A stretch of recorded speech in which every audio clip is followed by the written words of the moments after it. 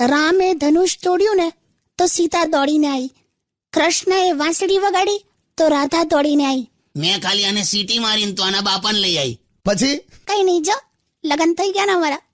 ખૂંટીએ કપડા પહેરવી દીધા. લા પણ તમે બંને બહુ ક્યુટ છો યાર, સાચું કહું. આટલા ઝઘડા કરો છો ને પણ બંને આમ એકબીજા વગર આમ રહી નથી શકતા, નહીં? એવું જ હોય ભઈલું.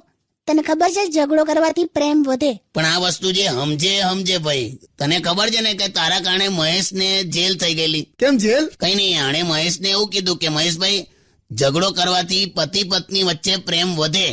તો પેલા એ લિટરલી લીધું લા. પછી કઈ નહીં લા, પેલા તો રૂમાઈને ગીપ 4-5 ફેંટ મારી દીધી બૈરીને. તો પેલી 22 કલાક બેભાન હતી. પછી તો પોલીસ કેસ થયો, ખાસો વખત તો જેલમાં જઈ આવ્યો.